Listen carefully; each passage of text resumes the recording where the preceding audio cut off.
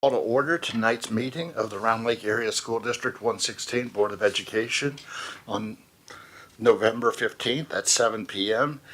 in the Round Lake High School Media Center. If I can, let me get a roll call, please. Mrs. McGinley? Here. Mr. Francisco? Here. Mr. DeVera? Here. Miss Lee? Here. Mrs. Larson? Here. Mr. Jewett? Here. Mrs. Klingler? Here. With everyone here, let's please stand and rise for the Pledge of Allegiance.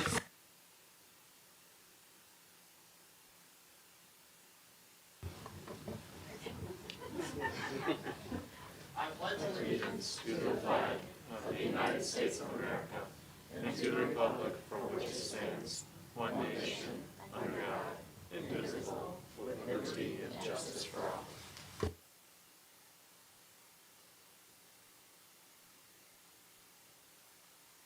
All right, we have a meeting agenda in front of us. Any questions in regards to that? Assuming none, if I can get an approval for the meeting agenda. So moved. Second. Motion by Mrs. Klingler, seconded by Mrs. Larson. Roll call, please. Mrs. Klingler? Yes. Mr. Jewett? Yes. Mrs. Larson? Yes. Miss Lee? Yes. Mr. DeVera? Yes. Mr. Francisco? Yep. Mrs. McGinley? Yes. And we have an approved agenda, so we'll get started. Board members, just remember, please silence your cell phones and off the tables. Everyone else, if we can just have them silent for us.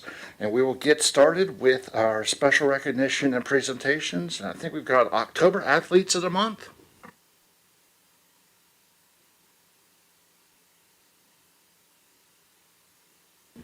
Good evening, everybody. Up first, I would like to recognize our female athlete of the month with Coach Brady. If he could please come to the podium.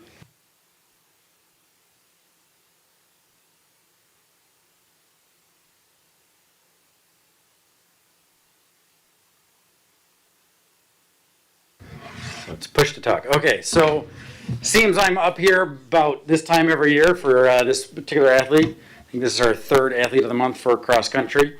Unfortunately, this will also be her last as she's graduating. But our female athlete of the month is Jenny Cortez. She this year has been all conference, and in how IHSA does their regionals and sectionals, the sectional is now harder to get into, but she was able to qualify for sectionals as well for the third year in a row, so that's a fantastic feat. Jenny will go down as the third fastest girl to ever run 3 miles at Round Lake High School, as her best time is 19:20. So that's a fantastic accomplishment. We're hoping that she continues her cross-country career in college. She's currently, she just got back from a college visit last week, looking to see if she can continue her running career someplace else. So this is Jenny Cortez, and she's our October Athlete of the Month.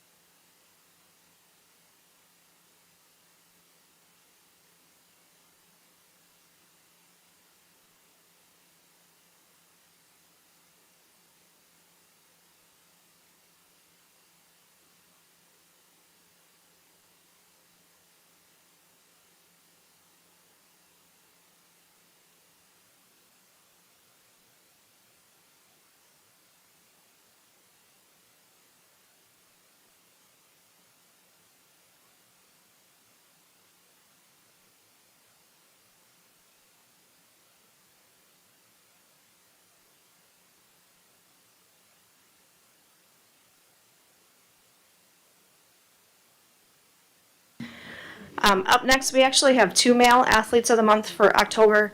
Both of them have great accomplishments, and I could not decide between the two. So we're going to recognize both of them, and so I would like to ask Hugo Tellez to come to the podium first.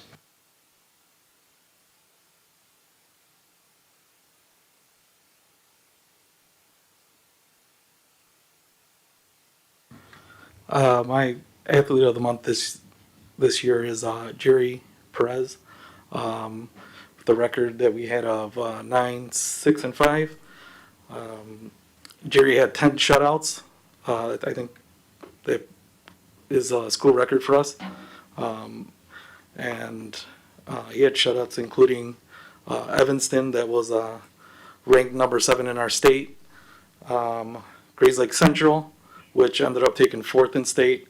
And I mean, the good thing is I have him one more year, and it's a privilege to have him on the team.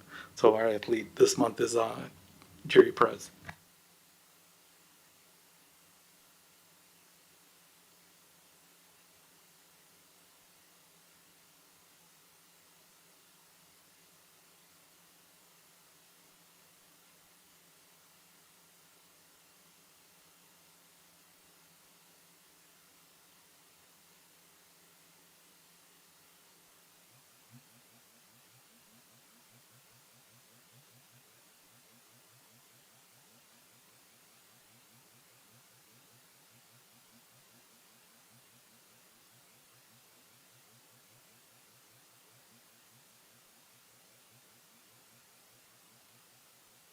And our second male athlete of the month will be presented by our coach, football coach, Scott Blecka.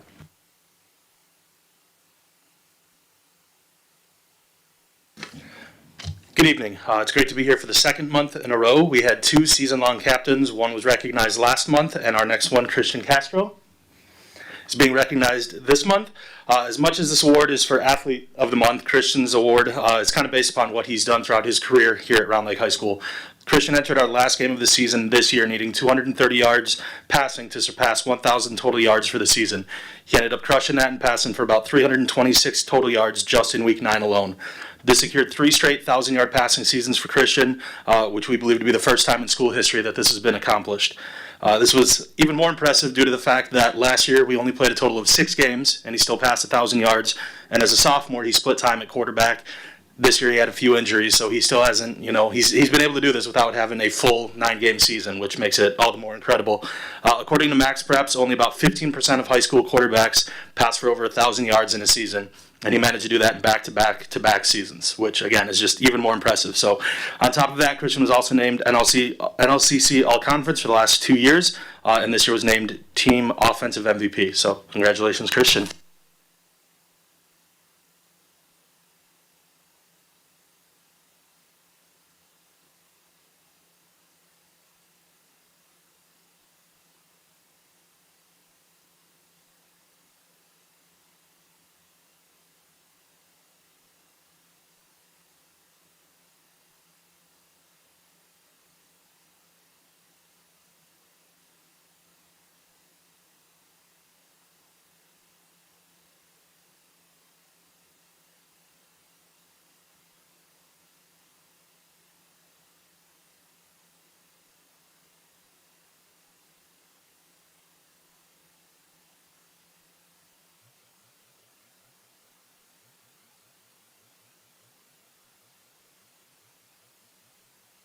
Up next, I would like to welcome Coach Tellez back to the podium, along with the boys soccer players who are in attendance this evening. Our boys soccer team is a 3-peat conference champion.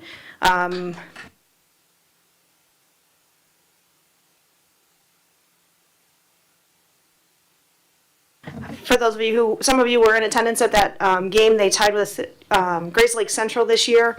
They had a conference record of 6-0-1, and that tie was to Grays Lake Central, who again ended up 4th in state at the 2A level this year. A back and forth great game. If you weren't there, they earned everything they got this year. So congratulations to our NLCC champion boys soccer team.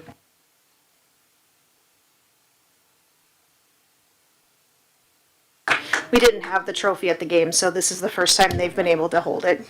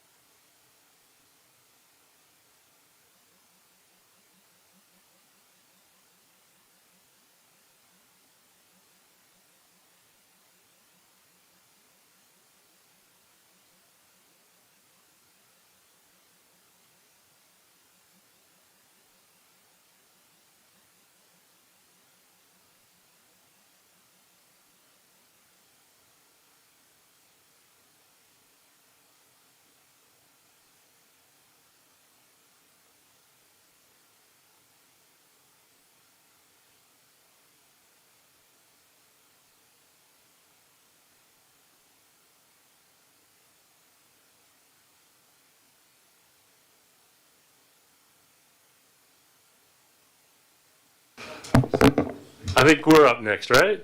All right. Next, we're going to introduce the Youth of the Month. I think probably doesn't need an introduction. I think you probably know Ramon Patton very well. Ramon is the cheerleader's cheerleader. Okay, if there is such a thing, this is who Ramon is. He has got a smile. You can't see it now, but it's infectious. It attracts everybody. He is just one of those kids that everybody wants to be around, and so he is so very deserving of our Youth of the Month award. Ramon takes the most advanced classes he can. He excels in them, and like I said, the thing that he is known for is just being somebody that everybody wants to be around. So it is with great pleasure I introduce to you Youth of the Month, Ramon Patton. Well, now that Mr. Barron's going to be a really big head, let's go and commence with my speech. Good evening, everyone. Firstly, I want to say thank you for choosing me to be the Youth of the Month for the month of November. Before I get into the bulk of my essay, I would like to introduce myself again. My name is Ramon Tataboy Patton Jr., and I am a senior. Since my freshman year, I have been on the high school cheerleading team and made varsity my sophomore year. I am also interested in the fine arts, and I've been in choir since the 4th grade. After high school, I will be going to college to major in biology with the hope of being a trauma surgeon. Now I would like to introduce the prompt. For those of you who do not know, the prompt for this essay is the COVID-19 pandemic has drastically changed every aspect of our lives in every way imaginable. Reflecting on what you have learned during this time about yourself, your community, and the world, explain how your perspective on success, empathy, prioritizing, social inequalities, and leadership have been reshaped. And in this essay, I'll be breaking down the prompt and piece by piece and answering it, starting with how the COVID-19 pandemic changed my views on success. 2 years ago, I had to write an essay about the American dream and whether or not I was a victim of it. Being the rebel that I am, I decided to not write about the American dream, but about society's views on success. People in America believe that success is defined by money, family, and position in life. People thirst to be a wealthy CEO who lives in a mansion with a spouse and children, and they see other people that are content with working a fast food job that live in a studio apartment as unsuccessful. I, however, disagree with this belief. I believe happiness is success. There is no point in living in a massive house with more money than I could ever spend if I'm not happy. What's the point of having a wife and kids if we're just going to argue every day? True success is being happy. It does not matter whether you're a manager at McDonald's in the middle of nowhere, Wyoming. If you are happy with who you are and where you are in life, that is true success. With that being said, do I want to be working in a random McDonald's 10 years from now? No, not really. However, if that would bring happiness to someone, all props to you, because I cannot imagine myself saying, thank you for choosing McDonald's, what can I start for you today for the rest of my life? So now going back to how my views on success have reshaped due to the COVID-19 pandemic. They have not. Looking back on that essay I wrote 2 years ago, my views are the same then as they are now. After success, the prompt then asks how my perspectives on empathy have changed. And it's a little weird because I've never thought about my views on empathy. Empathy is defined as the ability to understand and share feelings with another. I have always seen empathy as understanding someone's feelings as you have been through the same event that that person is currently going through. And I can empathize with some of the struggles people faced during the pandemic. At the start of the pandemic, my mother lost her job and I was the only one at home working. Luckily, she had enough money saved up to pay the bills until she started working again, but it was still a really tough time for us. I also struggled with school during the quarantine. I have always just been able to pay attention to the teacher and learn perfectly fine. I would always kind of judge other students who struggled in class because I just didn't understand why they would have such a hard time. I would always just think, just pay attention and everything will be all right. However, this has changed during e-learning. I had a tough time trying to focus, and my grades really reflected that. Not a very fun time. From this, I learned that not everyone could learn the same way, which has helped me empathize with these students who struggle in in-person learning. Next up is how my priorities have changed throughout the COVID-19 pandemic. Over the summer, my job was struggling to get workers like every other business at the time, so I would pick up extra shifts here and there whenever my boss would ask me. This slowly got out of hand, and I started working 55-hour work weeks. I started working in 4 different KFCs, one here in Round Lake, one in Antioch, and one in Wakanda, and even one in Burlington, Wisconsin.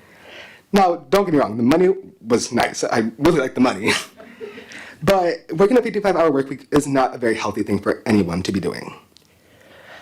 Now, And then when cheer started happening again, it all kind of went even more downhill. Rather than my day starting at 9 a.m. and ending at 11 p.m., my day started at 6 in the morning.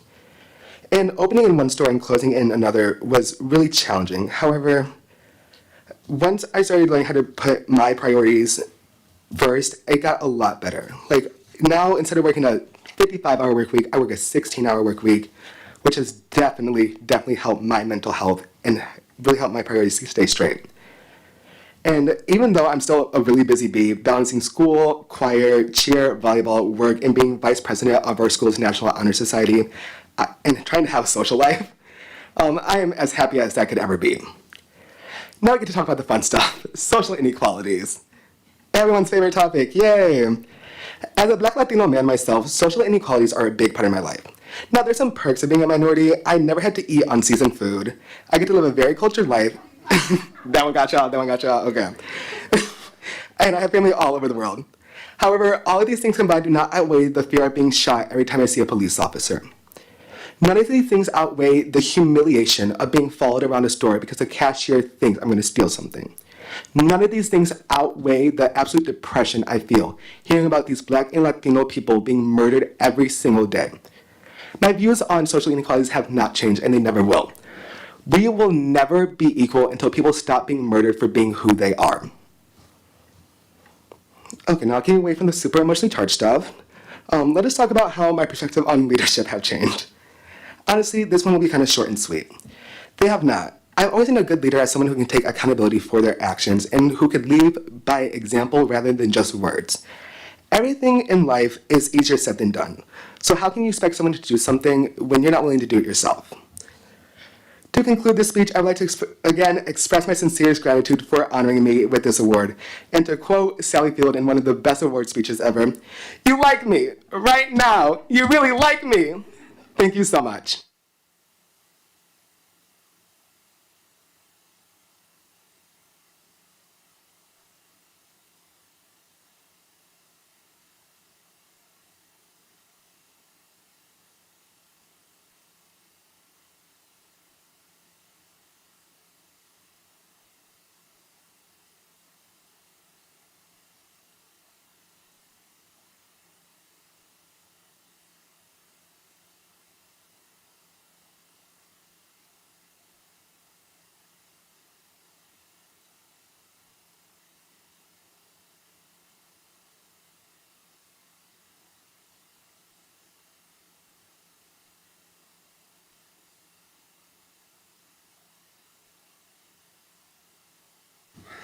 All right, well, now that all the fun's done, we'll move on to the boring stuff, which is me. First one up on communications to the board is just the 2021 year in review book from HLRC. Very good, great info in there. Take your time to go through it and look at all the legal repercussions and everything that kind of came down in 2021. Anybody have any questions about that?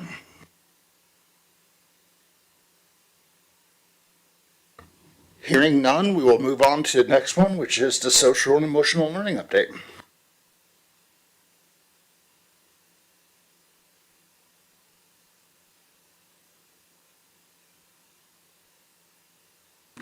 Hi, good evening, board. How are you? It's been so long. So we're going to do the SEL update. I want to go through just a little bit about what we're doing this year and the new positions. And I've added in 2 versions of videos when they're slides. We're going to watch the short version, but I highly recommend that you go and watch the longer version. But I didn't have enough time. I was told 10 minutes. So the focus this year are 3 R's: relationship, which we use community circles for, routines and behavior expectations, and then regulation, which is the calm classroom. When we took the Panorama survey in October, these were the 5 categories that we focused on. These are the same categories that we've been focusing on since spring of 2019. So any of our students who have been in our school district and we're at least in 3rd grade through now, we can have up to 5 different data points for these students to show how they have grown and to actually see how COVID impacted them as well. So when you look at the data, the spring 21 is a year into COVID.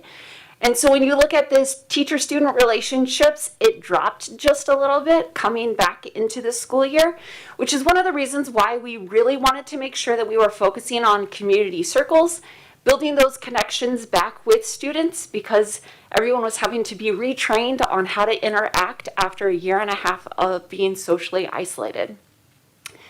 The sense of belonging also took a little bit of a dip, but please realize that as we're building on student voice, building on those connections, that I know is going to increase, again, as the students get more comfortable with their peers and with the teachers and just being back in the buildings themselves.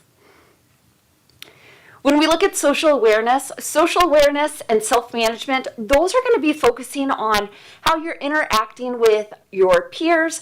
And if you actually look at the 3rd through 5th graders, they actually increased a little bit, which is super encouraging, because we were doing the zones of regulation and the community circles on a more regular basis at the elementary levels. So when we're seeing that increase, it's very good for us, but it's also helping with the self-management, but also that emotion regulation. So when we're looking at the 6th through 12th graders and they're still at that 50%, please know that even though it's at 50%, we had more students who took the survey this time than we did in the spring. So while you're kind of going, oh, it's not working, it really is working. With the staffing changes, the past 2 years, it has been one C&I specialist and myself doing the SEL for the entire district. Because of extra funding we were able to get, because of the support of you guys, but because mainly just the need that we have to support our students and our staff, we were able to add 2 more C&I specialists, which allowed us to provide PD that is tailored at all of the different grade bands. So we have one who's focused at elementary, one who's focused at middle school, one who's focused at high school. And then not only are we supporting our staff, but we're also providing the monthly newsletters to our parents also in those grade bands. So when I send out the email, there's actually 3 different versions. They have the same topic, but they have strategies that are tailored to that actual grade band. And then when we do our SEL in the home, we also are all for presenting. And so again, we have more parents that are coming. When we started doing Zoom at home, it was maybe 10 parents that we would get. We're averaging about 25 a session this time.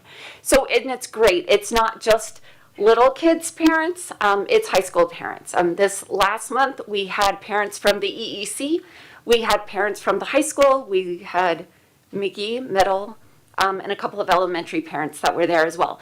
So, and they are coming as a family. So it's both parents, it's siblings, it's aunties and uncles. We've had dinner with families, which was great. We had ice cream this last time.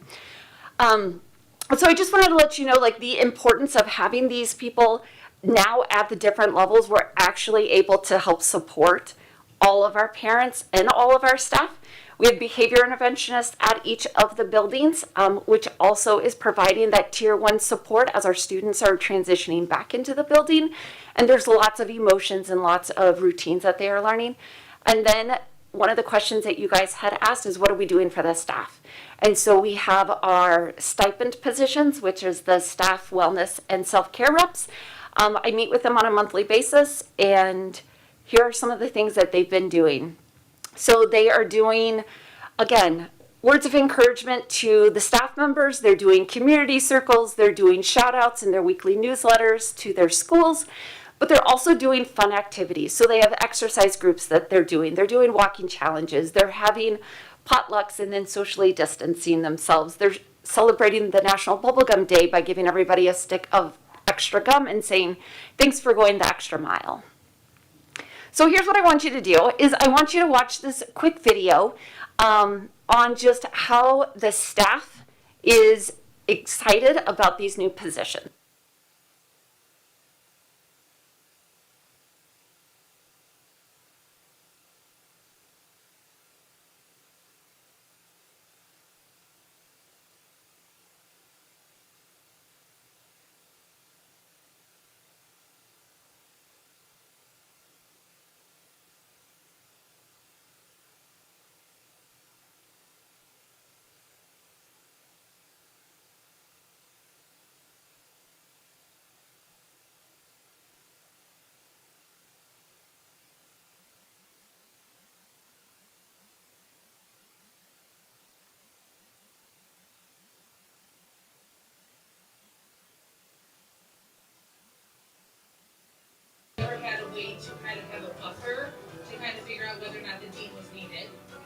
Your behavior interventionist position is such an asset to our school and district as we have welcomed back our entire student body to Village Elementary.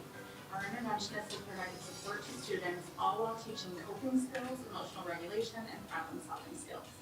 Through model behavior management and de-escalation techniques in front of staff, teachers are learning through coaching how to optimize learning and minimize behaviors to ensure a healthy environment.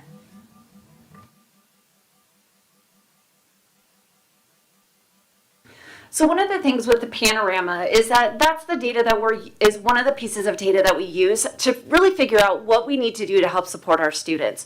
So one of the things that is still really low is regulating of our emotions. And so this, I wanted to show you, these are the 3 things that are being done throughout our district from the EEC all the way up through high school. So with the zones of regulation, it's the little faces and emojis. You can see this graphic in our preschool room all the way up through 5th grade. And then the mood meter has the exact same emotions in the same colors, but it's formatted a little differently so that they can then talk about where their pleasantness level is versus their energy level. And then everybody is using Calm Classroom. So what I wanted to do is I wanted to show you what does it look like in a primary room. So from kindergarten through 2nd grade, these are some of the pictures that you would see when you walk into the rooms. They're going to have the red, the yellow, the green, the blue. And then at the intermediate level, they're going to have the bulletin boards in the hallways. They're also going to have it, but something that they have at intermediate, but also at middle school and at some of the high schools are the little just mood meters in the corners of the desks. So again, as you're walking around, you can quickly have the students identify what zone are you in so that the students can help with that self-awareness and be able to identify where they are. And if they want to be in a different zone, then we are giving them strategies to help them regulate those really intense emotions. So this one's a little bit longer. I'm letting you know it's about 4 minutes. But this one's going to show you Calm Classroom from elementary all the way up through high school. Sit comfortably in your chair. Rest your hands on your desk or in your lap. Close your eyes. Feel your feet flat on the floor. Relax your shoulders back and down.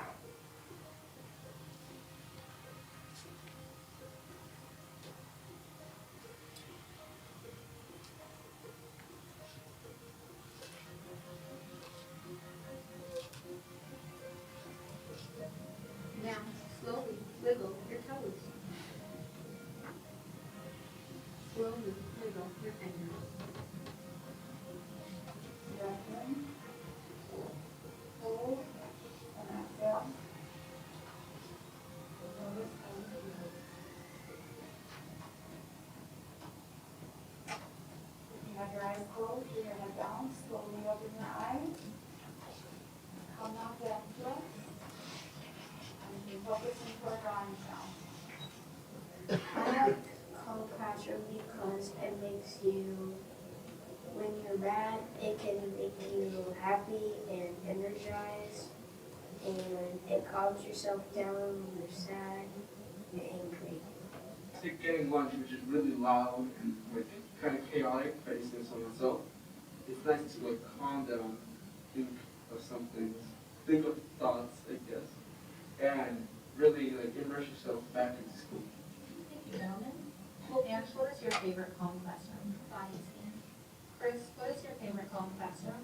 My favorite Calm Classroom is the triangle view. Michael, what's your favorite Calm Classroom? Body scan. Are emotions my worry? Emotions I stay focused, especially since I'm very sensitive. And I was diagnosed with anxiety and depression. So it helps you stay calm throughout the day, especially in school. So this is one of my last class periods. So that helps me get through the rest of the day. And do you do any of the techniques that we use in class outside of class to kind of gather yourself? Yeah, I actually do it before I do my homework. Okay. So it gets me the school mindset. Honestly, it just relaxes me mentally and a little bit physically. So school is always crazy and Tuesday. Do you use any of the techniques outside of school? Yeah. You do? Yeah. When do you do that? Usually when I'm working at home on homework, after a bit, I start to stretch a little bit. Okay. Every morning we begin with a common classroom activity that helps connect us with each other, as well as set the stage for learning. They've gone so well that our teachers often incorporate them during bigger transitions in the day. Maybe kids coming back from recess and getting ready for a literacy activity. If we feel like they haven't really quite disconnected from the playtime, we incorporate common classroom activities to help ensure a smooth transition. It's become such a part of our routine that we have several of our students who incorporate those on their own, breathing exercises, stress-reducing exercises or activities, reflection. It's becoming part of our routine, and I can't emphasize how valuable and important that is in this pandemic era, where kids are dealing with a variety of trauma and stress. We are doing them a genuine service by giving them strategies to be able to cope and navigate some really difficult emotions. Over the past 2 years, I have been utilizing the Calm Classroom before every class that I teach. I have noticed that the students have been responding extremely well to Calm Classrooms. It makes them more calm and ready to start the lesson. And I have also seen the students be able to regulate their emotions. Oftentimes, students will come in a little frustrated or maybe having a tough day, and after Calm Classroom, they immediately shift into the green zone and are able to regulate their emotions. I've also seen that the students are requesting that we do Calm Classrooms, which shows me that they are really finding Calm Classrooms useful. And I've also had many students share that they use the strategies we learned in Project Lead the Way during Calm Classroom time outside of school, which makes me super happy to see that they are able to regulate their emotions on their own by utilizing the Calm Classroom strategies we've learned. So I wanted you to hear from them because I could get up here and I could just talk for hours, and I know I have my 10-minute mark. I'm working on it. But I also wanted to show you what the future is going to look like. So our intent is to embed SEL into the classroom. And so I wanted Mike West to explain how he has taken what we have done and embedded it into his curriculum.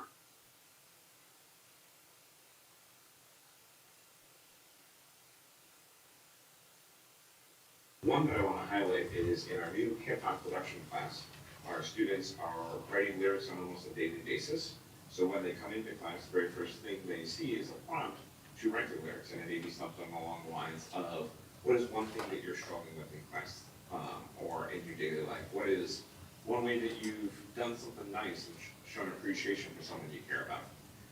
They'll see that prompt, they'll make a few notes for themselves, and then after writing their general thoughts, they'll use those thoughts to translate that into a lyric. And then they can apply that to the music we're making in class. Sometimes we will share all of our lyrics out so we can see what each other's going through or each other's thoughts. But they have that channel to reflect on their experiences and their emotions through the class. So again, that's ideally where we want to go, so that our kids realize that the strategies that they're using are going to be embedded into their daily world. We want them to be able to understand what their intense emotions are, be able to identify them, but then also be able to regulate themselves so that they can function. So why are we doing all of this, and why is it important? So I found this graphic, and while it is mainly about Canada, I do want you to know that it applies to us. In the center, it talks about if you have teachers who are feeling burnt out, here's how it impacts the students and how it impacts the schools. And then it goes through and says, well, what happens if you don't focus on that? Well, then the amount of money to replace teachers costs more money than to help the ones that you currently have. And how can you fix all this? Glad you asked. It's SEL programs. It's helping our staff well-being. It's going through providing the mental health for our staff so that we can then help be at our best so that we can help our students be at their best. So thank you for making this a priority and making us go from a department of 2 to a department of 22. So thank you, thank you, thank you. And then if you want to have the research behind why we do what we do, there's lots and lots of research. If you want me to send you the articles, I can do that as well. But again, everything out there says that of those that have moderate to severe anxiety and depression, 80% of them said the top stressor was being isolated. The students who actually were able to get out and have jobs during COVID had a better transition back into school because they weren't ever isolated. They were able to still be around people. So everything that we are doing is working. It's slow, but it's working. So thank you for your support. And do you have any questions? I have a comment. I'm part of a superintendent cohort group through the ISA. I think there's 28 of us, and even the adults are going through this process. I'm guessing my team can't tell that I am because I definitely need to practice these strategies, but the adults we are encouraged to engage in calm classroom exercises and breathing and meditation. And I will just say it isn't easy necessarily for everybody. So it does take practice. I think everybody is different, and at some point it like clicks in. I think I'm slowly getting there, but frankly, for me, I have to be vulnerable and be willing to like go in with both feet. And so when Ms. Wells says it's a process, I can attest that it definitely is. So I'm just appreciate all the work that you and the team have put in. So. Do they do it in the high school level as well? So the art classroom, those were high school students. Yep.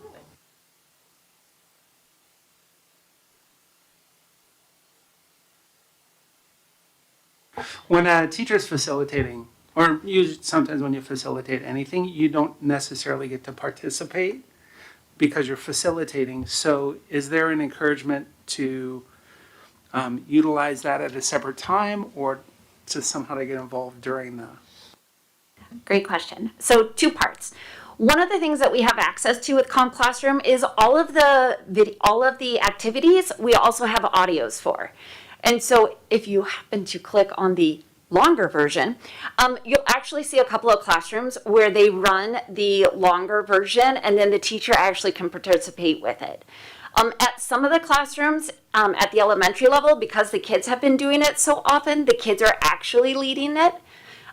Because again, we want to do strategies that the kids can do on their own. And the thing with Calm Classroom is most of the activities are anywhere between 30 seconds and maybe a minute and a half in length. And so if you're doing them on a consistent basis, the kids are then memorizing what it is and they're then able to do the strategies. And so we do have students who are wanting to make their own videos. I believe it was student council at Beach that I worked with when we were in Zoom in the spring, and we actually created a whole bunch of videos so that they would have access to them, so that it was then the students that were doing the voices, and then the teachers get to sit back and they get to do it as well.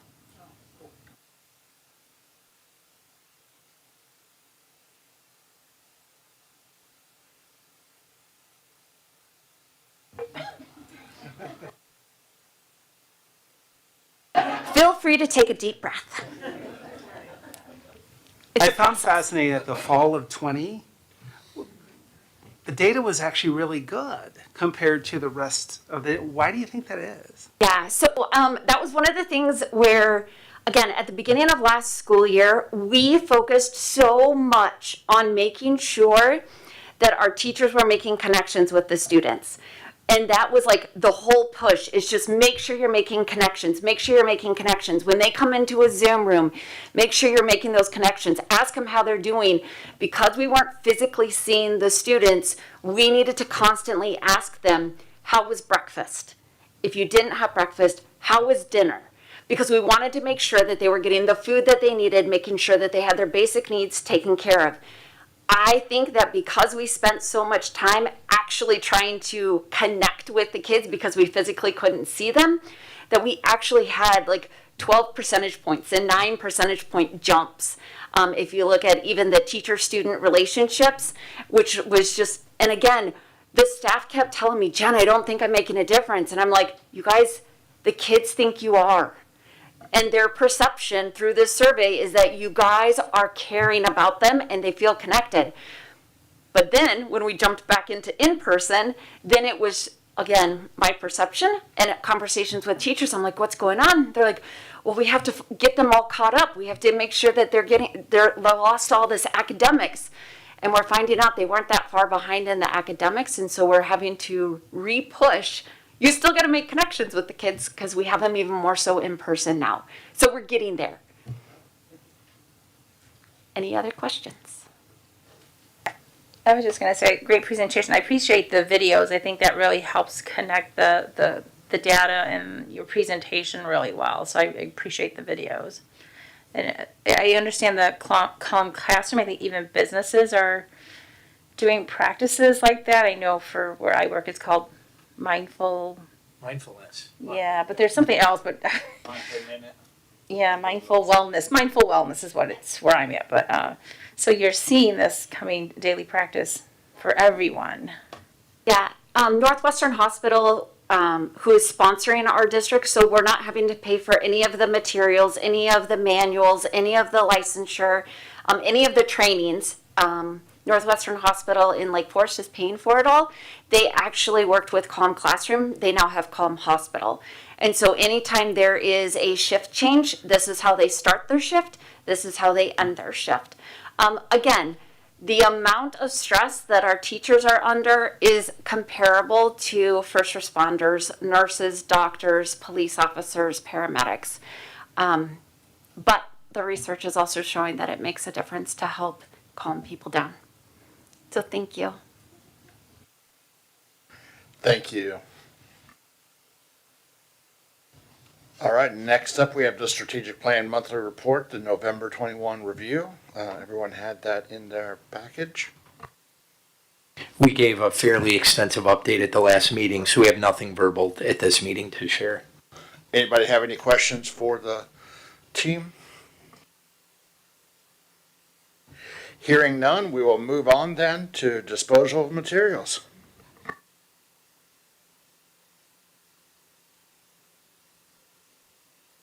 Monthly list. Do you have any questions?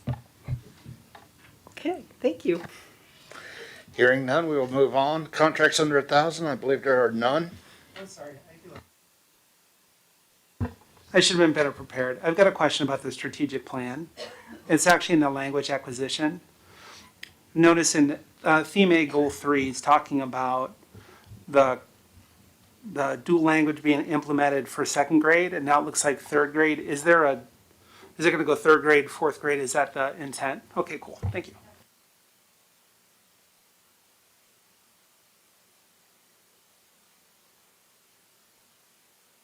Right now with the pandemic, it's just been much easier to transition the group of teachers year by year, so maybe it would speed up, but for right now, we're just on a one grade level. Susan, can you restate that and with the microphone on? Yeah. Sorry, Lisa. We're live stream. We want to make sure the audience can hear. Yeah, so we are that got loud. We are transitioning one grade level at a time at elementary. As Lisa stated, during the pandemic, it's in terms of training and the needs that teachers have, it's been easier to manage it that way. At the middle school, we're considering doing a 6-8 at once, but we'll see how the next couple years go and see if that makes sense to do. Thank you. Great questions, thank you. Any other? All right, and let's see. Contracts under 1,000, we didn't have any, so we'll move on. FOIA report, board had a chance to review that. Any questions in regards to those? Hearing none, we will move to opportunities for public comment. So I need my script, and here it is. Members of the public may participate in public comment during regular board meetings by attending in person or by submitting an electronic public comment form. Please note that speakers are limited to 3 minutes. A link to the electronic public comment form can be found in the board packet, and electronic public comments will be accepted up until the board reaches the public comment section of the meeting agenda, aka now. Do we have any electronic public comment? Seeing no electronic public comment, do we have any local public comment? Seeing none there, we will turn it over to Dr. Mendoza for this meeting's superintendent report. Thank you, Board President Francisco and Board of Education. Wanted to congratulate Sarah Fontana, our Teaching and Learning Coordinator for English Language Arts and Literacy, who was featured in the November District Administration magazine. The article titled, "How One District Literacy Coordinator Helps Deliver Consistent Instruction Across a Large and Diverse District," can be viewed at, and for your convenience, we've given you the link. District Administration, print and digital media serve the top K-12 leaders at virtually every school district in the United States with strategic information about how to most effectively manage their school districts. The magazine brings journalistic excellence with an in-depth reporting and analysis, as well as peer information about success stories that can be shared district to district. Sarah's here, isn't she? Sarah, can you stand up? She's behind us. We're just so grateful that we have talented individuals like Sarah getting the word out about the innovative practices that District 116 is implementing. The following donations have been made to the district and schools. In accordance with board policy, we are informing the board of these donations at this time. Thank you letters will be prepared for each donor. The Greater Round Lake Fire Protection District donated Stryker stair chair to John T. McGee Middle School, and Granger donated face masks and hand sanitizer for the entire district. So again, we're grateful for those donations. Lastly, and this is a surprise to the board because it wasn't on the original superintendent's report that you have, we'd like to recognize the school board publicly on School Board Member Appreciation Day. November is a special month when we recognize the hard work and dedication of our Board of Education. Today, November 15th,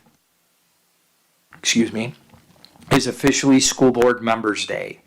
Each year we spend time sharing a little bit about each of our board members, and I will do so shortly. However, first I'd like to begin with an extra special acknowledgement by some of our local villages. This month, the village boards of Round Lake Beach, and Round Lake Park passed resolutions recognizing you, our Board of Education members. You each have a copy of their resolution at your place. I will read one for the public.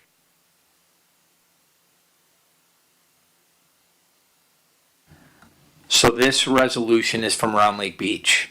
Whereas the school board members are elected to sit in trust for their diverse communities, and in that capacity are charged with meeting the community's expectations and aspirations for the public education of their children, and whereas school board members are entrusted with the guardianship and wise expenditure of scarce tax dollars, and they are responsible for maintaining and preserving the grounds, buildings, and other areas of the school district that the community has put in their trust, and whereas school board members are responsible for providing leadership that ensures a clear and shared vision of public education for their schools, that sets high standards for the education of all students and requires the effective and efficient operation of their districts, and whereas school board members adopt public policy to give voice to that leadership and employ a superintendent to administer board policy, and are also responsible for regular monitoring of the district's performance and compliance with state policy.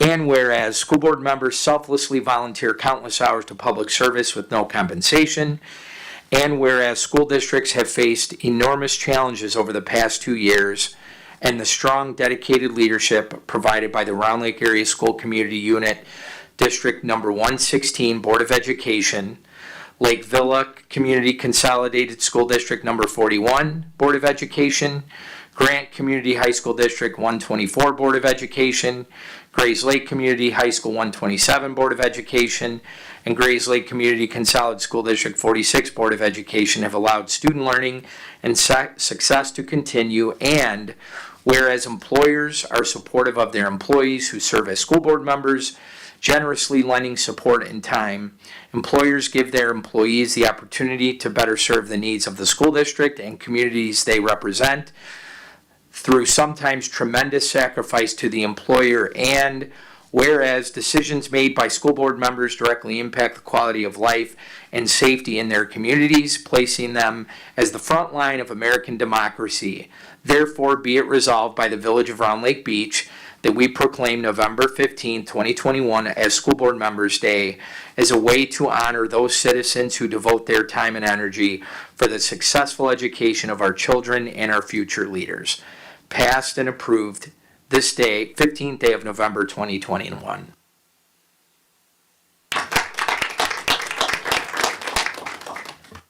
Please accept my sincere appreciation on behalf of the entire administration, staff, parents, and students and community for your unending support for this outstanding school district. Personally, as your superintendent, I've never worked for a board more committed to serving in the capacity that you do.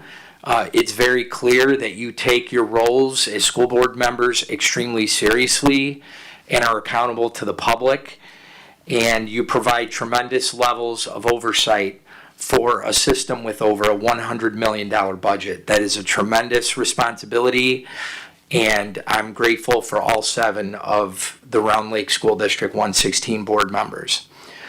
I'd like to formally recognize Michael Francisco for 5 years of service, Peg Larson, 9 years of service, Annette Negretti McGinley, 16 years of service, Kevin DeVera, 8 years of service, Scott Jewett, 4 years of service, Jennifer Klingler, 5 years of service, and last but not least, Julie Lee, who is in her first year of service.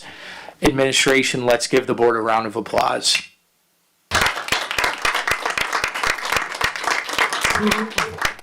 And last but certainly not least, I want to thank Ms. Calise and the team, which is really just a small token of our appreciation. In front of you, you have the resolutions, you have a group photo and a certificate of appreciation. You have an IOU for Round Lake District 116 gear, as well as some sweet treats. Again, just a sincerely small token of appreciation for everything you do as school board members. Thank you.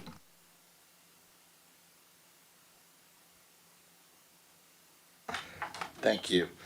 All right, next up is Finance Committee hold update. on. There's one more. Go one up on your announcement. There was a revised, sorry. I don't have that one in front of me.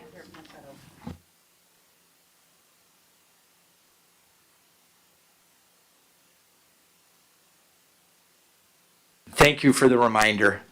But we want to congratulate Mr. Francisco as he's been named vice chair of the IASB's Lake Division Board. The Lake Division represents 45 member school districts in Lake County, Illinois. Congratulations, Mr. Francisco.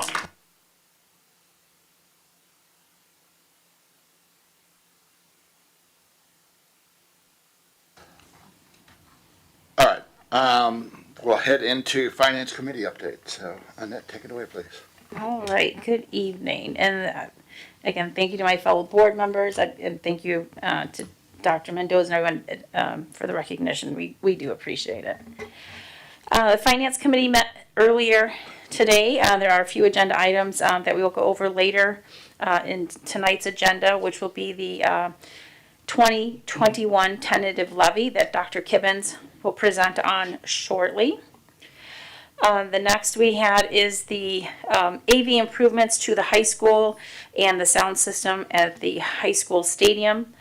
Last time we spoke or brought to the attention of the board is the desire and the need, really not really desire, but need for improvement to the sound system to the high school theater. When we mentioned it's $222,000, for the infrastructure and functionality, $45,419 for additional components and features, and $8,000 for expanded wireless capabilities. When we last spoke with the administration, we talked about funding and possibly doing it in phases. And as if you recall, last meeting we talked about budget and looking at everything that we have.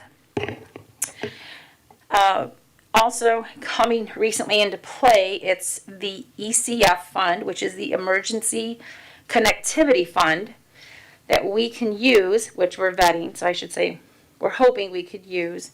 It's over $1 million of this grant that we're waiting to find out from our consultant if we can use that for our Apple contract, for our one-to-one or one-to-wonder.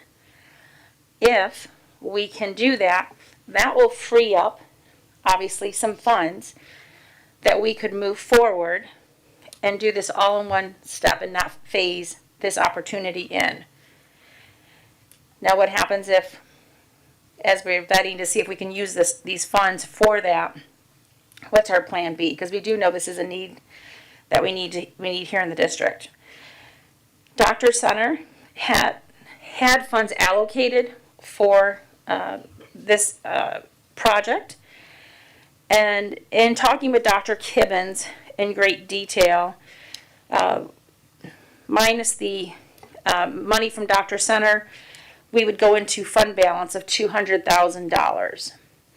Now, of course, when we do that, of course, it always raises questions and worry about the fund balance. In vetting that in great deal with Dr. Kibbins, even with Mr. DeVere, we are comfortable if we can't use the ECF towards our one-to-one contract to free up those funds, we can still move forward with this opportunity and get this done for the district without negatively impacting our fund balance, our rating, and everything that we look at when we look to spend money out of this district.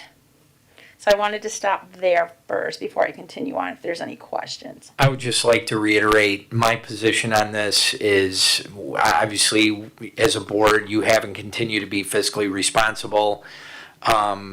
This is an ideal, well, we never want to dip into the fund balance, but for something like this, which I think we all are aware that we've continued to grow our fine arts program, our theater is the only theater in the school district. It's used periodically even by our other levels. I've been in the district 9 years, and it's been 9 years riddled with problems with the sound system. We've had events shortly before where it didn't work properly. This isn't something that we, budgeted for. Had we gone back in time, maybe we could have done that. But to reiterate Ms. McGinley's point, this is the ideal. This would be an ideal thing on which you would use fund balance. It's relatively minimal in cost. It's a one-time expenditure, and it's really used by our students. So I just wanted to say that I concur with Dr. Kibbins' recommendation. It does not compromise our financials in any way. Our rating, our bond rating doesn't affect any of that, and it's a relatively small amount. But we're waiting to hear again on the ECF funding, the emergency connectivity funding. Once we know where that stands, we'll know what recommendation we would be moving forward with. And we're waiting to hear on when that date will be. But I know, as you know, Dan is out today, so as soon as we can get that, we will bring that forward. Continuing on with sound system updates, this is the high school stadium. As you know, as we've moved graduation ceremonies back in district, as you all remember last year, the sound system, we had some issues because it wasn't designed for promotional ceremonies. So we are still moving forward with that sound system. And as we talked last meeting, using Fund 60, the Capital Funds Project, to fund that. We have budgeted and earmarked $100,000 for that out of the Capital Funds bucket, so to speak. But we should not we should not be using all that. But again, we're still in the middle of the project. We are looking at the use of some additional speakers, but I know there's a testing going on tomorrow that we'll be able to come back again and speak better to and what those final numbers will be. Any question on the sound systems? And it will be, we are told it will be done for this year's, or excuse me, next year's graduation. This school year's graduation. So the Yes, this May. Class of 22. Yes, this May. This school year, next calendar year. Okay, that is AV. At your place, you should have a blue folder. I believe everybody has one, right? Great. This is the sponsorship program. If we go back to, when we were building the stadium, if you remember, the facilities committee came forward that we would, to help offset some of those costs with our beautiful scoreboard, we would come with a sponsorship program. Heather, Dr. Kibbins, and Becky have worked on this packet that you'll see in front of you. I will start on the left side. You will see the advertising agreement between the Board of Education and insert sponsor name. This is boilerplate language that we worked with the attorney with. And Dr. Kibbins' due diligence, we did add on page 2 of 5.3, term of agreement, as a way out should the district need to term an agreement with a sponsor for any reason. We have our way out of that agreement with them. So again, this has been vetted with our attorney. It's just kind of boilerplate language. Behind that, you should see the Panther Athletics with the levels of sponsorship. It says Panther Athletics sponsorship packages. You'll see the Elite Panther Maze, and then blue level, and then some a la carte options. Depending obviously on the level that you pick, using the graphic we have of the scoreboard will be your option of the front of the scoreboard and then the back of the scoreboard. Now, if you notice in the pictures attached of the scoreboard, our scoreboard does not look like this. We do not have the clock or the sleeves that you see here. Ours is still the framework when you look at the back of it. And there's nothing currently. In talking to Miss Moran, we are going out to get some bids to see about inserting that clock that you see up on top. And again, if you remember when the facilities committee came back, we had wanted to do something on the back because we couldn't put the scoreboard initially where we wanted it, and we knew that would be an obstruction to people on the concession stand, people walking in, they couldn't see the scoreboard and see what was happening on the field. And as you heard me mention earlier, we still have some funds in that capital funds project that can be used for this. So we're going out to get some bids and information to how we can move forward with that. But this is the rendition that we are looking at.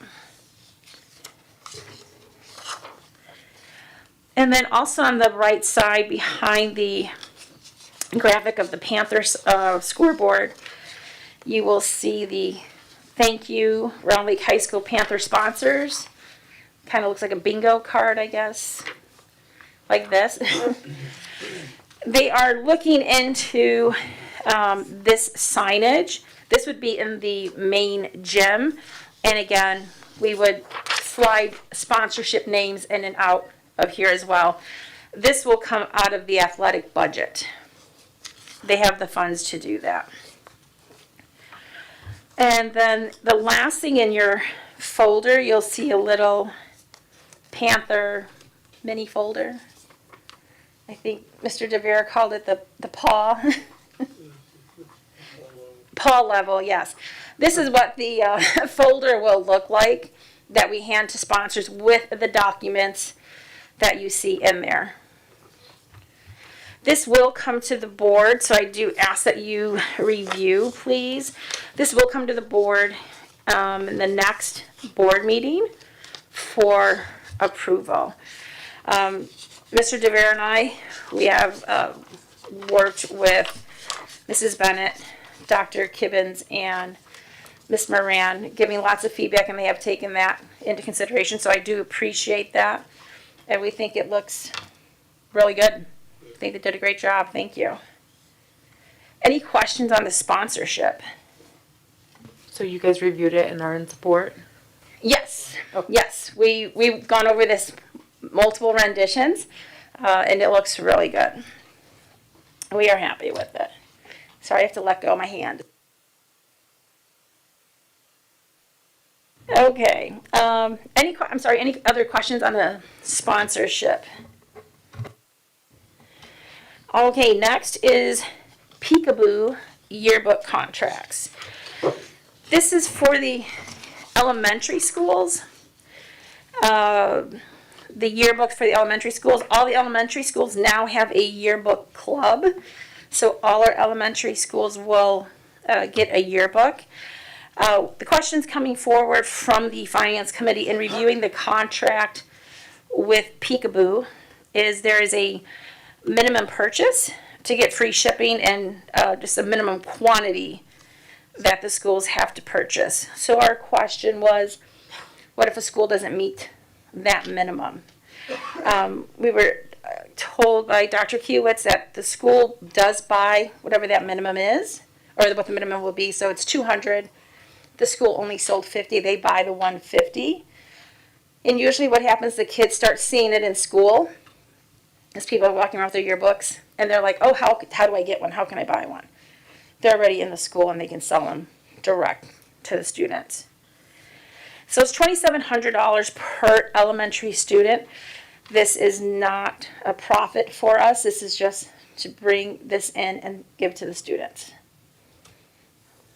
Any questions? And that'll come at the next yearbook, next board meeting as well. Do you have a question, Scott? It was $2,700 per school. Per school, Okay. yes. $2,700 per elementary school. And then next is the, and this is on the agenda for today as well, is the SALT agreement. As you know, we work in conjunction with the Village of Round Lake Beach, where they purchase, store the salt that we need for the wonderful winter season that is upon us. We are looking at a 3-year agreement here. It is cheaper this first year. Now we do know that we bought a warehouse, and what are we looking down the road? So obviously we're not ready to buy and store our own salt, so we still need to work with the local municipality to do so, and that's what this contract is. So again, it's a 3-year contract. A question came up in the finance. How do we get out of it? Let's say year 3, maybe Dr. Lampy says our warehouse can do it. We would just tell the village we're not buying that year. And that's on the agenda for today as well, or later this evening. Any questions on the salt? Next is a contract for Erin Smith. This is the infant and early childhood mental health consultant. She works with our staff with those children, as it says, with mental health. That is on for later as well. And the next is American Home Health Corporation. We do have a student at CEDAW who has a tracheotomy that needs a nurse, and so we need to provide the support that that student needs. And that's it for the main agenda. Just a couple of things I did want to point out on the treasurer's report. See if I can get this to work for me. If the board recalls, in September, Dr. Kibbens came to the board asking to invest $10 million. You all remember that. We just wanted to report, Dr. Kibbens obviously did do so. And since September 30th, we have made, off that $10 million, $14,666.71. And then, as you know, we use the Capital One P card. We use that for our monthly reoccurring bills. And again, making our money work for us. In the month of October, we made $10,874.86. So again, the Finance Committee is appreciative of Dr. Kibbens and her office being diligent and again, making our money work for us as well. As we are very prudent with our money, we need to also make our money work for us, and they're doing a great job. And that's it for the Finance Committee. Oh, thank you. Any questions? Hearing none. Thank you. I know that was lengthy. I appreciate it. All right, we'll move to some minutes. I need a motion to approve the November 1st, 2021 regular board meeting minutes. So moved. Second. Motion by Mr. Jewett, seconded by Ms. Lee. Any questions? Roll call, please. Mr. Francisco? Yes. Mrs. McGinley? Yes. Mr. Rivera? Yes. Miss Lee? Yes. Mrs. Larson? Yes. Mr. Jewett? Yes. Mrs. Klingler? Yes. Motion carries. Right. I need a motion to approve the consent agenda for the accounts payable report in the amount of $367,784.96. The previous motions report in the amount of $387,258.23. The October P card report, October treasurer's report, and the employment report for November 15th, 2021. So moved. Second. Motion by Mrs. Klingler, seconded by Mrs. Larson. Any questions? Roll call, please. Mrs. Klingler? Yes. Mr. Jewett? Yes. Mrs. Larson? Yes. Miss Lee? Yes. Mr. Rivera? Yes. Mr. Francisco? Yes. Mrs. McGinley? Yes. Motion carries.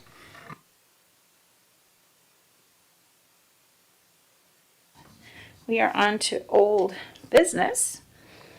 I need a motion to approve the proposed courses as presented at the regular board meeting of November 15th, 2021 for the ELA 6th grade in the amount of $6,825. ELA 7th grade, $6,825. English 2 prep for $4,210. English 2 for $6,010 for a total of $23,870. So moved. Second. Motion by Mr. Jewett, seconded by Mrs. Klingler. Any questions? Roll call, please. Mr. Francisco? Yes. Mrs. McGinley? Yes. Mr. Rivera? Yes. Miss Lee? Yes. Mrs. Larson? Yes. Mr. Jewett? Yes. Mrs. Klingler? Yes. Motion carries. Right. I need a motion to approve the estimated expenses related to the Board of Education travel, meals, and lodging for the November 21st, 2021 joint annual conference in Chicago at an estimated cost of $14,946.32. So moved. Second. Motion by Mrs. Klingler, seconded by Mr. Jewett. Any questions? Roll call, please. Miss Lee? Yes. Mr. Rivera? Yes. Mr. Francisco? Yes. Mrs. McGinley? Yes. Mrs. Larson? Yes. Mr. Jewett? Yes. Mrs. Klingler? Yes. Motion carries. All right, we are on to the tax levy, and I think Dr. Kibbens is going to.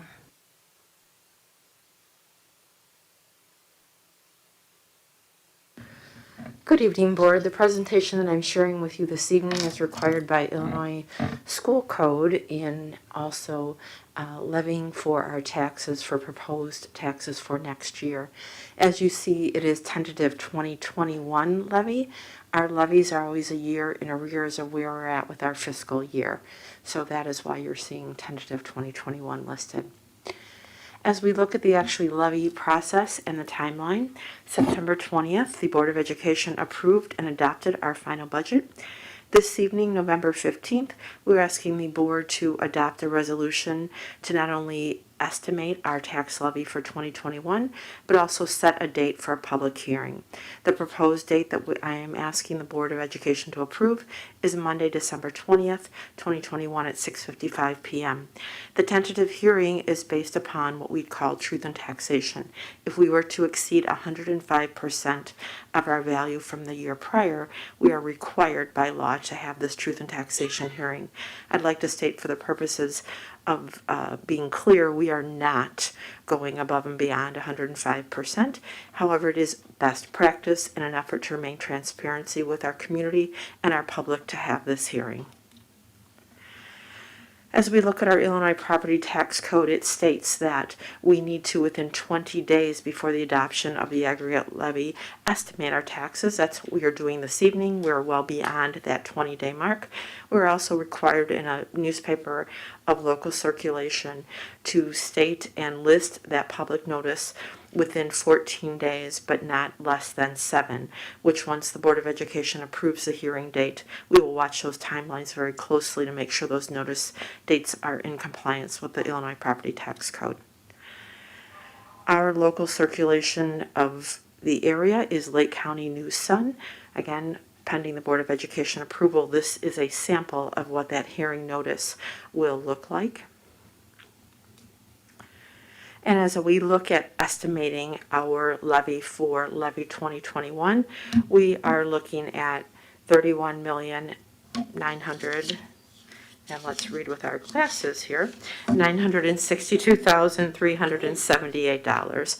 I have received information from the assessor's office that there have been appeals to property tax evaluations for next year. I do know that our EAV will adjust, and therefore at our public hearing and our meeting in December, you will see some modifications to this number. Also, as you know, I have represented the school district on those property tax evaluations. Anything over $100,000 decrease, we've had a seat at the table, making sure that our interests are protected of the school district. So as we're looking at the tentative tax levy details, we are a tax cap district being here in Lake County.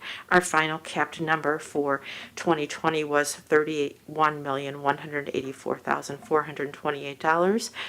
Our proposed tentative levy is $31,935,000. So we're looking at a potential increase here of $750,572. Again, knowing that our EAV is going to adjust, I do anticipate that increase being adjusted as well. And looking at an overall celebration of our financial profile history, you will hear from our auditors in January, but prior to that we have received confirmation that our financial profile score for 2020 is recognition. So you see lots of consistency here with our financial scores and also our rating score at 3.60.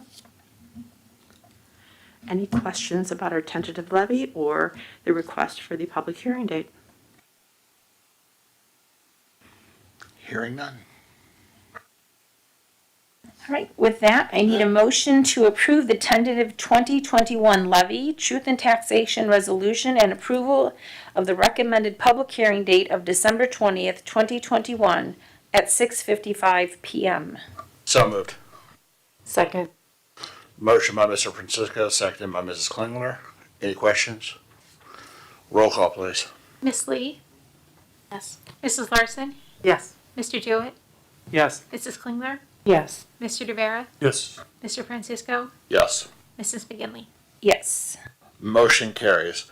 We do have one quick question. Apologize for stepping back, but going back to the approval of course proposals and curricular updates for 22-23, did the two classes at the very bottom, the applied Spanish language and the community civics, were those also included in that? Which ones? I'm sorry, could you repeat that? There's two PDFs at the very bottom of the packet. After the recommendation, there's an applied Spanish language and a course proposal for community civics. No, I don't see it on Yeah, it there. wasn't spelled out in the motion or at the top of it, but it was attached in the package. So we just had one quick question on what those two are. Can we get a clarification from teaching and learning?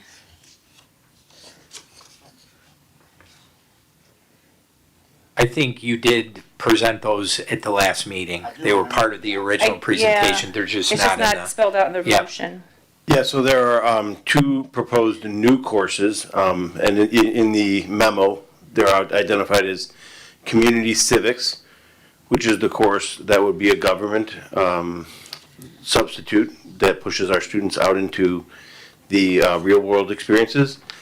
And then also the Applied Spanish Language, which has a similar model for our students that don't want to take AP Spanish Language, AP Spanish Literature, and would give them, again, real-world translation experiences. So the question that I had on it, and I believe Ms. Larson as well, was were those approved in what we just completed there? Because it wasn't worded In as the it. motion, no, so I would have to amend the motion, but I'm still looking for it on my.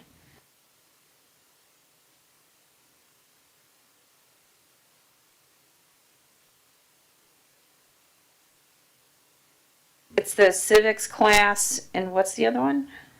Applied Spanish Language.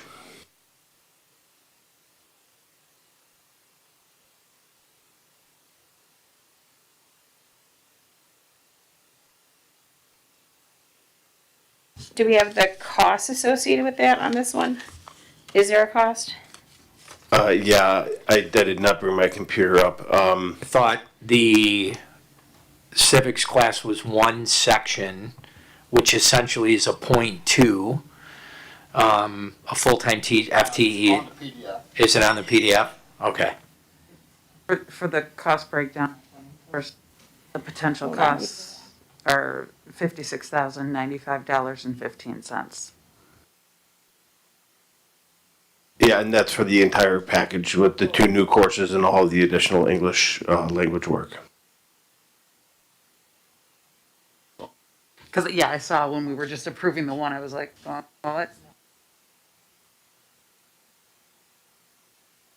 Oh, it's, is that the 15,671?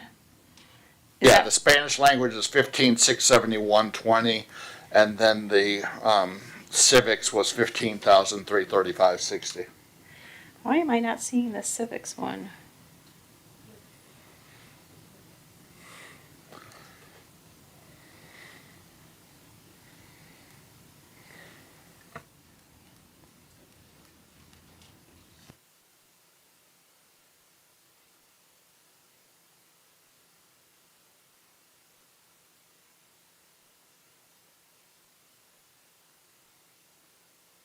No, thank you. Great catch. Yes, thank you.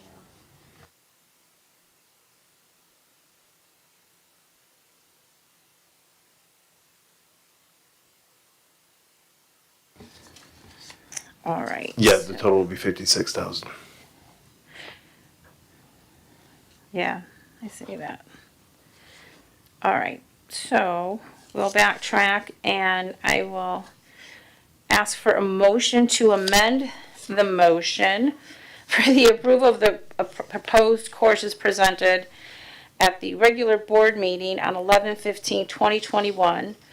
And we'll put on the floor the motion to approve the proposed courses as presented at the regular Board of Education meeting on 11/15/2021. Need a bigger desk over here. So moved. What, I'm not done. Hold on.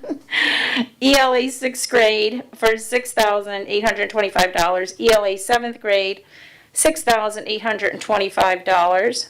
English 2 prep, $4,210.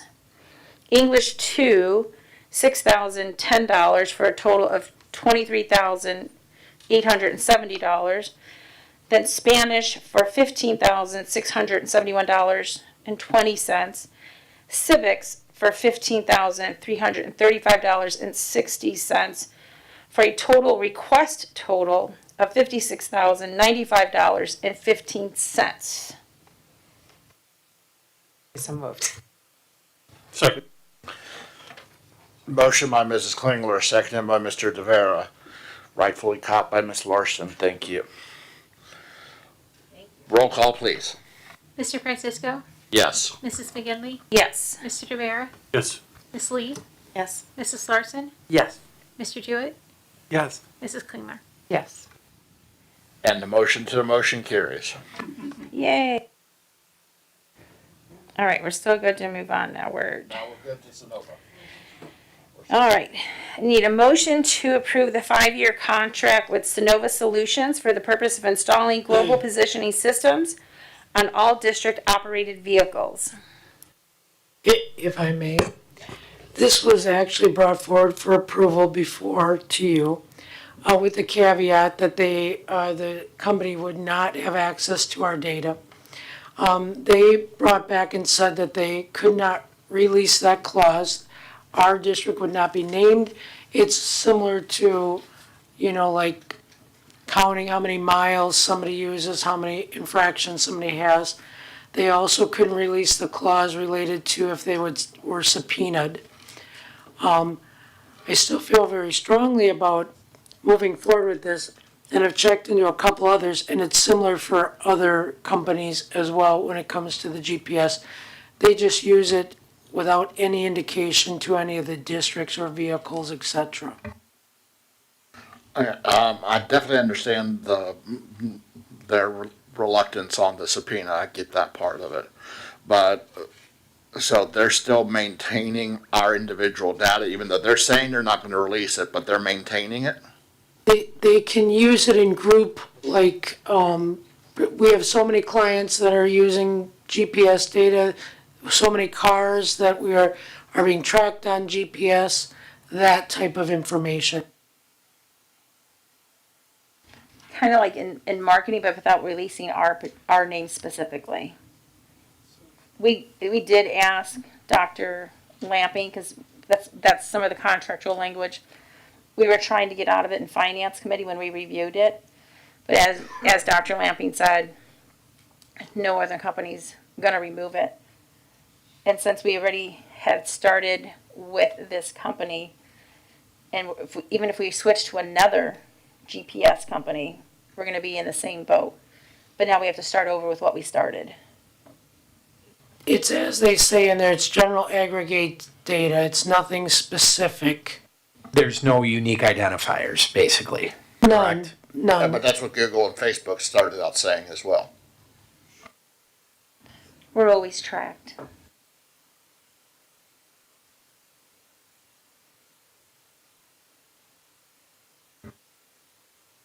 I just wanted full disclosure when this was brought back that it was all why we're bringing it back again. We did ask to get that language removed. No, thank you for that.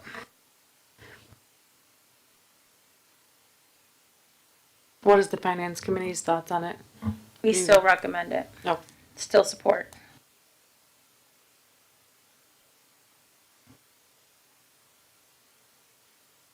Did I read a motion? No. Thank you. There's so much now. All right. I need a motion to approve the 3-year contract with the Village of Round Lake. Oh, wrong one. See? I thought I did read this one. A motion to approve the 5-year contract with Synovia Solutions for the purpose of installing global positioning system on all district operated vehicles. I did read that. Thank you. I know it's been a long night. So moved. Second. Who was the second on that one? Julie, thank you. Motion by Mr. Jewett, seconded by Ms. Lee. Any additional questions? Roll call, please. Mrs. Larson, Yes. Mr. Jewett, Yes. Mrs. Klingler, Yes. Ms. Lee, Yes. Mr. DeVera, Yes. Mr. Francisco, No. Mrs. McGinley. Yes. Motion carries. All right, now we're on to SALT. I need a motion to approve the 3-year contract with the Village of Round Lake Beach for the purpose of securing salt to address district facilities during winter months. So moved. Second. Motion by Mrs. Klingler, seconded by Mr. Jewett. Any salty questions? Roll call, please. Mr. Rivera, Yes. Mr. Francisco, Yes. Mrs. McGinley, Yes. Miss Lee, Yes. Mrs. Larson, Yes. Mr. Jewett, Yes. Mrs. Klingler. Yes. And the motion carries. I need a motion to approve the contract for services of Miss Erin Smith to provide infant mental health and consultation for Birth to 5 program at the Welcome Center. So moved. Second. Motion by Mr. Jewett, seconded by Mr. DeVera. Any questions? The only question I'm going to ask is, this was a great clarification I heard during finance. This is for the contractor to work with our staff on how to deliver, correct? Yes, she works with our staff to facilitate. She does not work with the families directly. Thank you.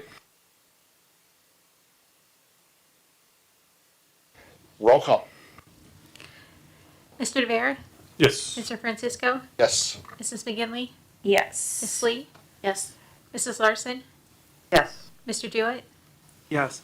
Mrs. Klingler. Yes. Motion carries. I need a motion to approve the continued contractual services of American Home Health Corporation to meet the unique medical needs of our student and CEDAW programming. So moved. Second. Motion by Mrs. Klingler, seconded by Mr. Jewett. Any additional questions? Roll call, please. Mr. Jewett, Yes. Mrs. Klingler, Yes. Mrs. Larson, Yes. Miss Lee, Yes. Mr. Rivera, Yes. Mr. Francisco, Yes. Mrs. McGinley. Yes. Motion carries. I need a motion to approve the closed session meeting minutes of October 4th, 2021 regular board meeting. So moved. Second. Motion by Mr. Jewett, seconded by Mrs. Klingler. Any questions? Roll call, please. Mrs. McGinley, Yes. Mr. Francisco, Yes. Mr. Rivera, Yes. Miss Lee, Yes. Mrs. Larson, Yes. Mr. Jewett, Yes. Mrs. Klingler. Yes. Motion carries. I need a motion to approve the closed session meeting minutes of the October 18th, 2021 special board meeting. So moved. Second. Motion by Mr. Francisco, seconded by Mrs. Larson. Any questions? Roll call, please. Mr. Rivera, Yes. Mr. Francisco, Yes. Mrs. McGinley, Yes. Miss Lee, Yes. Mrs. Larson, Yes. Mr. Jewett, Yes. Mrs. Klingler. Yes. Motion carries. All right, I think that's the end of the motions and the activities there. So we'll move on to positive occurrences. So I experienced my first, went to the Puffs, the play. It was cool. It was really well done. And it was the first play that I ever went to that I didn't know anybody in it. Because my kids are all older now and about 2 years out, so all of their friends have graduated. And it was a different experience and it was great.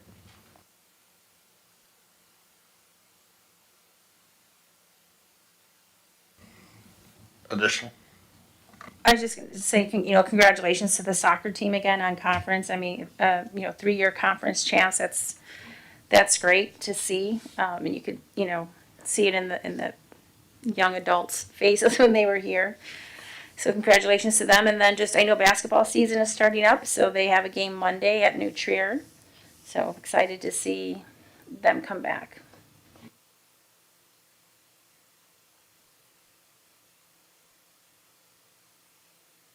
Hearing nothing else there, we'll move on to future agenda items. Anybody on the board have any agenda items they'd like to get addressed?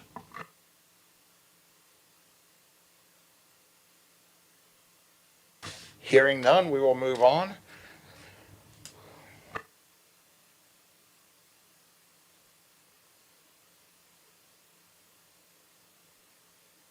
All right, well, thank you everyone for attending this evening. The board will be holding a special hearing at this time. I hope everyone has a great evening.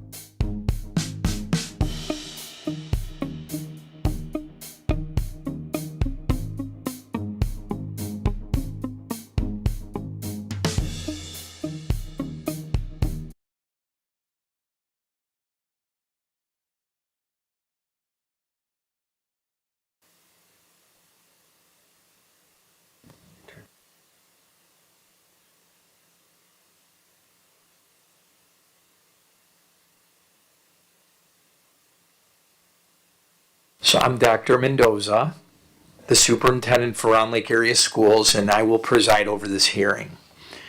This hearing is being held at the request of Ms. Alondra Luna, who's sitting in front of us, in response to a no trespass notice issued to her on Thursday, October 14th, stemming from a series of incidents at Round Lake High School over the past 2 years.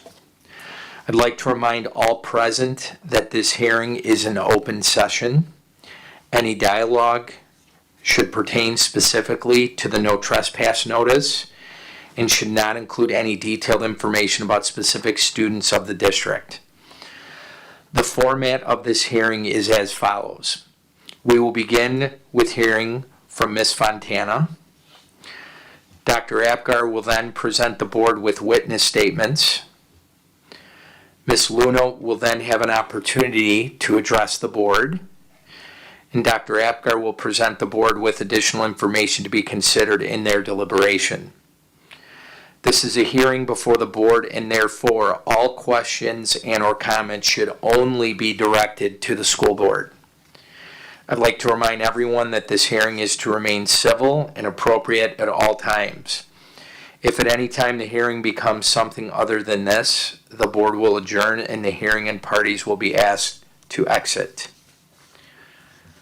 So at this time, I'd like to direct the questions to Ms. Fontana. If you would, please explain from your perspective the events that occurred over the past 2 years as it relates to the interaction with Ms. Rodriguez and Ms. Rasmussen at Round Lake High School. As a reminder, any specific details related to students should not be mentioned in your account of the event. Thank you, Ms. Fontana. Please proceed. Thank you. I am here today representing Ms. Rodriguez and Ms. Rasmussen as the district administrator who oversees library programming within the district. In September, it was brought to my attention a concern from Ms. Rasmussen and Ms. Rodriguez about continued unwelcome contact from Ms. Luna over the last 2 years. She was a former student of Round Lake High School who visited the library frequently and had a good student-teacher relationship during that time. Since that time, however, communication has continued in the form of repeated emails after the student has graduated, to the point where Ms. Rodriguez and Ms. Rasmussen asked Ms. Luna to cease communication because it was starting to get personal and intrusive within their work. At the time, it was received as if understood of, okay, I will cease contact. And there would be a period of time where contact did not continue. So months of time where it would stop. It began to pick up again last April. And Ms. Rasmussen and Ms. Rodriguez worked with the building administration on bringing forward their concerns of feeling that the communication was continued to be unwanted. And since that time, and since my involvement, that communication has continued in other forms other than email. Once I became aware of the issue, I worked with Dr. Rowling and Mr. Fink on measures that we should be taking to ensure the safety of our 2 staff members.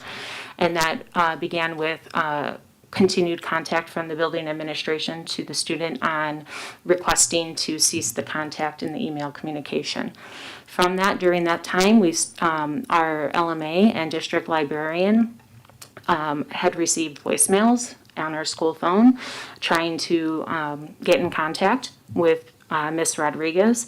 In addition, she had received virtual meeting requests, such as like a FaceTime with our LMA as well.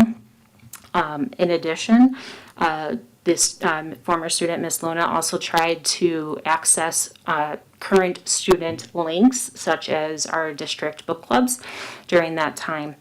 At the suggestion of Mr. Fink, we had blocked the email address that was continuing to come up that we were responding to, asking to cease the communication, that it was inappropriate. And then another email address was created. And so contact continued at that point. From there, Mr. Fink in the building administration met with Ms. Rasmussen and Ms. Rodriguez and proceeded to involve our school resource officer. At the recommendation of our school resource officer, Ms. Rodriguez has filed a no stalking, no trespass, no contact with Lake County and had that executed. I will say that the kind of tipping point was, even though we had blocked both email addresses, had requested no contact through phone calls and everything, a gift showed up at school to Ms. Rodriguez on her birthday.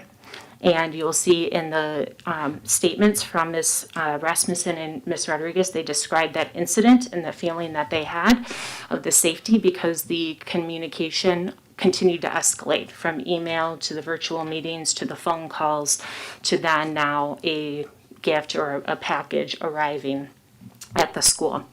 So at this time, they are still concerned. They were hoping that maybe with the district's no trespassing order, as well as the Lake County stalking and no contact order, that hopefully that we could put this, make them feel safe again, both on school grounds and out in our community as well.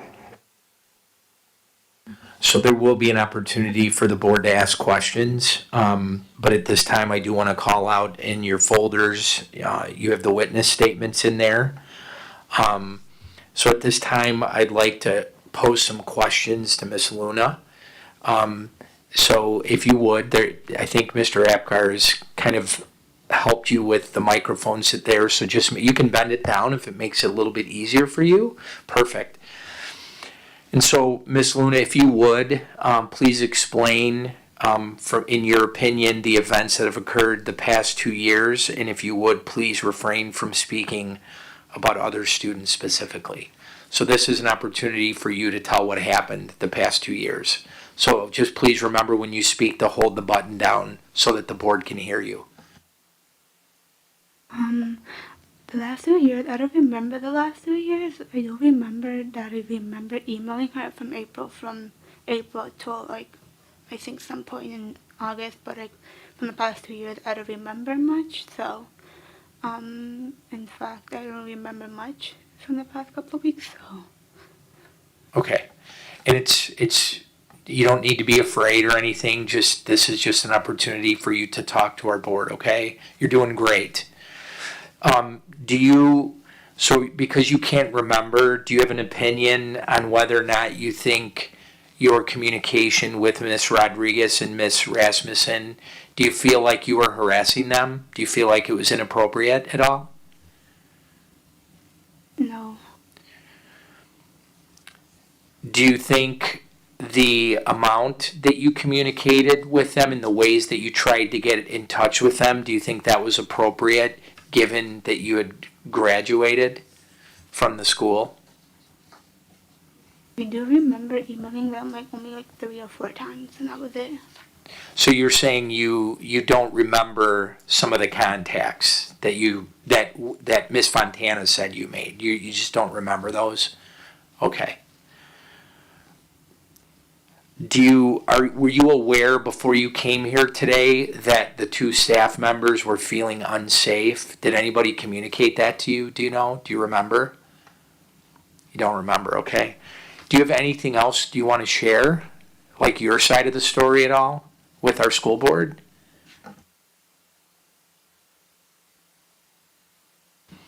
Mr. Apgar, Dr. Apgar, do you have any other information that you want to give the board, or do you want to call anything out in the folders for the board to use for their deliberation?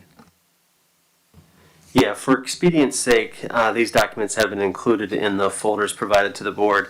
But Board Policy 830, visitors and conduct on school property. A no trespass notice on October 14th, 2021. And then additional information has been provided for Mr. Francisco, but the board policy and the no trespass notice. So at this time, before we go into closed session, board members, do you have any questions or anything that you need clarification on from any of the parties? Did you receive this letter in the mail? Did she receive this letter and read it? Eric, do you want to comment on that? You understand why you're here today? Okay. This letter was sent via certified mail to her home. And if I remember, you were planning on coming to the last meeting, but we just didn't have enough time to get organized. Is that correct? Okay. Can I just ask, when the first email stopped being able to send them emails and you set up the new one, what were you thinking when that happened? Like what was the reason to you? The new email I've had for 2 years, so it's not really new. So I had it for 2 years, so.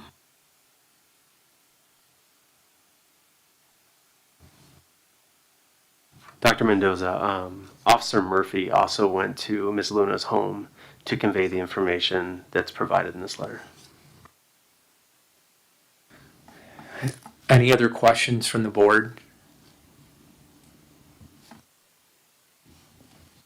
All right, well, thank you for coming before the I get board. a question. I'm just trying to figure out how to phrase this. In contacting the librarians, what are the contexts of the emails? Is it a request for things from our library? I'm trying to understand It tended to be more personal in nature. Hi, how are you? Birthday messages, and then the student links. And in the initial context, I don't have access to all of those emails, but from that time, they actually reached out to some related services staff within our district because the content of the emails was alarming to them. So they reached out to the related services within the district that had worked with Miss Luna. And it was at their recommendation as well that clear boundaries needed to be set based on what was in those emails. So although I can't tell you what exactly was in there. And then just one last question, her being a former student, was there relationships when she was here with a student with those two librarians that maybe she felt a connection? She would be in the library, so through normal student contact, correct.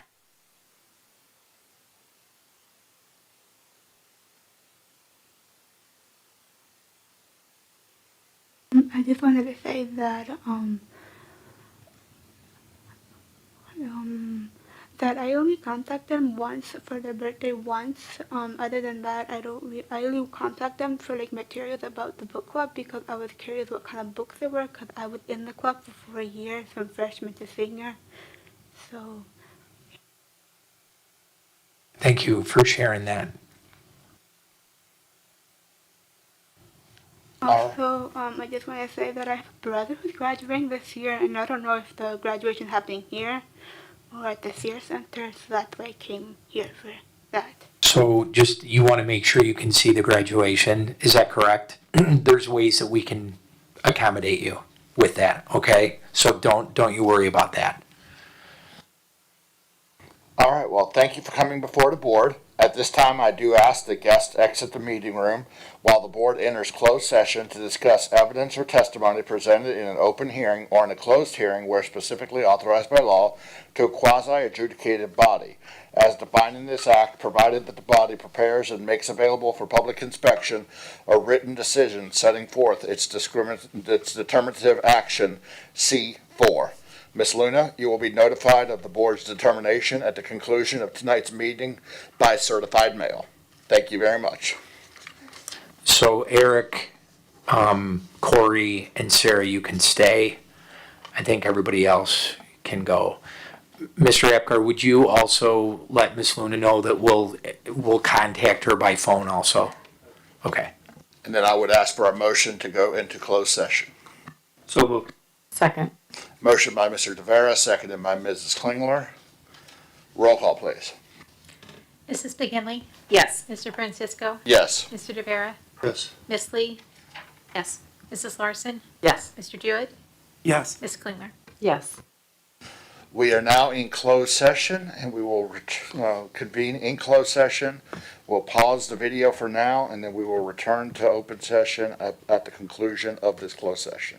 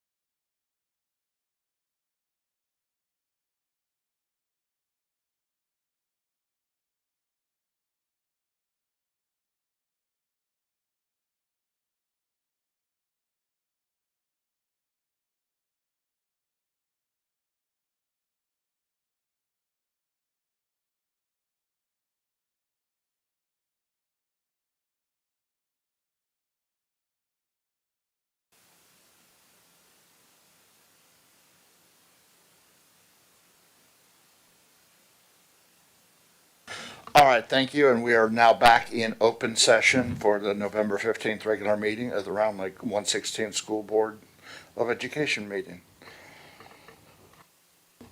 Let us now move into action resulting from the closed session discussion related to the hearing that just resolved. I need a motion to approve the Board of Education upholding the no trespass order for Alondra Luna for 1 calendar year to expire on October 14th, 2022. So moved. Second. Motion by Mr. Francisco, seconded by Mrs. Larson. Any questions? Roll call, please. Mrs. Larson? Yes. Ms. Lee? Yes. Mr. Rivera? Yes. Mr. Francisco? Yes. Mrs. McGinley? Yes. Mr. Jewett? Yes. Mrs. Klingler? Yes. Motion carries. I need a motion to approve the closed session meeting minutes of November 1st, 2021 for the special meeting expulsion hearing. So moved. Second. Motion by Mr. Jewett, seconded by Mrs. Klingler. Any questions? Roll call, please. Mrs. McGinley? Yes. Mr. Francisco? Yes. Mr. Rivera? Abstain, I think I was out for that one. Ms. Lee? Yes. Mrs. Larson? Yes. Mr. Jewett? Yes. Mrs. Klingler? Yes. Motion carries. I need a motion to approve the closed session meeting minutes of November 1st, 2021 regular board meeting. So moved. Second. Motion by Mr. DeVera, seconded by Mr. Jewett. Questions? Roll call, please. Ms. Lee? Yes. Mr. Rivera? Yes. Mr. Francisco? Yes. Mrs. McGinley? Yes. Mrs. Larson? Yes. Mr. Jewett? Yes. Mrs. Klingler? Yes. And the motion carries. All right, well, at 9:08 p.m. on 11/15, we will call this meeting adjourned. Thank you, everyone, and we will see you in 2 weeks.